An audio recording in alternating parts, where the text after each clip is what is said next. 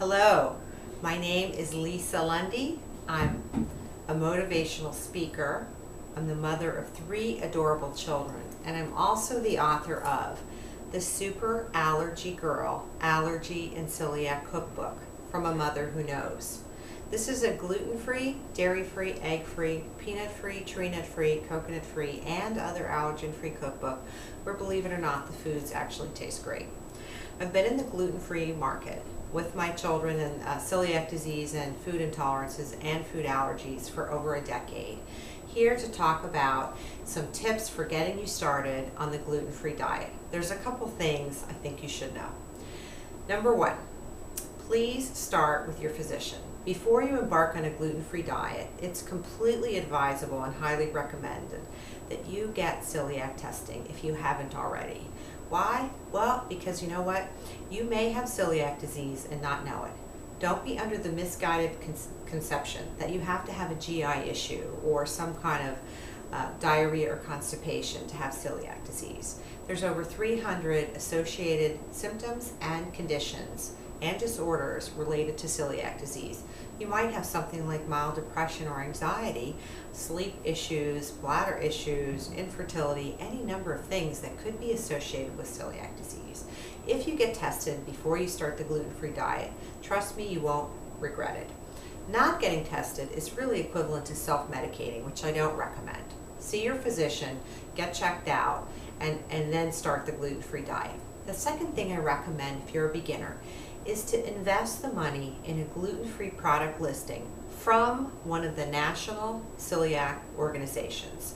There's CSA USA Celiac Organization, and there's the Gluten Tolerance Group of North America. Those are 2 reputable organizations where you can go and know that you're getting accurate and reliable information on the gluten-free diet and products and things associated with being gluten-free. Right now in the market, many people are entering with little or no information, so the thing that I would invest in, especially in your first year, is a solid product listing that you can have handy and look things up right away. It'll save you a lot of time, a lot of frustration, and a lot of angst to just get a solid quality product listing. These organizations have been doing it for many years. It'll probably cost you about $30, but it's well worth the investment. The next thing I would recommend is that you need to be buyer beware when it comes to purchasing products. While my cookbook is certified gluten-free, I warranty every recipe in this cookbook is gluten-free. I learned the hard way as a beginner that some of the cookbooks that say gluten-free on them actually contain gluten. I know it's hard to believe, even shocking, but it's been that way for over 25 years as best as I can tell. So if you're going to buy a cookbook or other resource material, you want to make sure that it actually is what it warrants. And I'm sorry to say that it's not the way it is now, but that is the way it has been for at least 25 years. So make sure if you're buying a cookbook that it doesn't contain gluten. One of the ways to check that is to look at the Amazon.com public reviews, because that's where some frustrated consumers have posted their comments about cookbooks that contain gluten. But you have to read past the first 10 reviews to actually get some of the harsher feedback. The next thing I recommend is join a support group. Both CSA and GIG are fantastic organizations. They have chapters across the United States, and if there's not one in your area, consider starting one. There's lots of things that would be beneficial to you to have a group to go to. It's something I discuss in greater length in a little tip sheet that I have on my website. The next thing I would recommend is start with the foods that you enjoy. If you were a big pasta person before going gluten-free, you might try, there's a variety of different gluten-free pastas, but try a gluten-free pasta with sauce. If you never ate pasta before going gluten-free, that's not the place to start.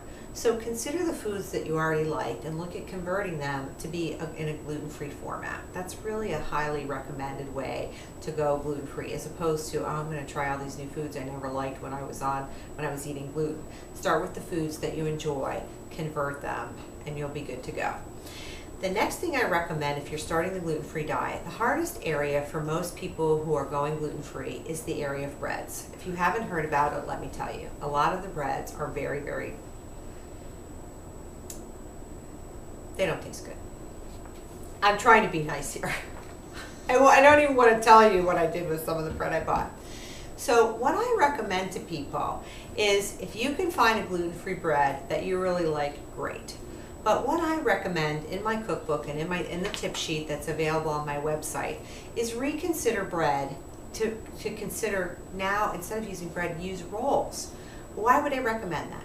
Well, the reason I recommend that is I spent years baking bread. It would be great on day one. It could compete with the gluten bread on day one. But on day two or coming out of the freezer, it had to be toasted. And we're not used to having bread that has to be toasted and slathered up with something. So what I discovered over time was that the rolls that I made came out of the freezer fantastic. They weren't terrible the second day, although usually we freeze things if we're not going to eat them that same day. But the rolls would come out like they were fresh.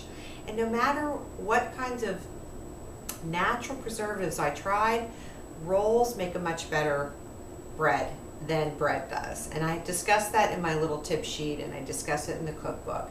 And think about it, when you go to a fancy restaurant, they're not serving you a sandwich on bread. They're serving you a sandwich on a fancy roll. So that's one thing to consider to get around the bread issue. The next thing I'm a big advocate for, which is not to eat too much rice.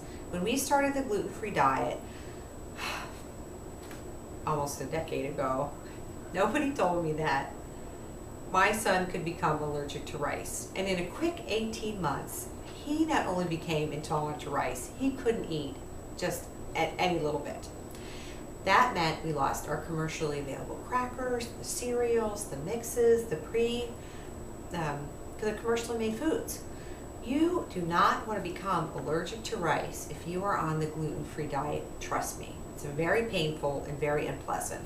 So one way to work around not eating too much rice is to have a rice-free day twice a week or once a week, whatever you can handle. But just be watchful of the amount of rice that you eat and other products as well, but rice in particular.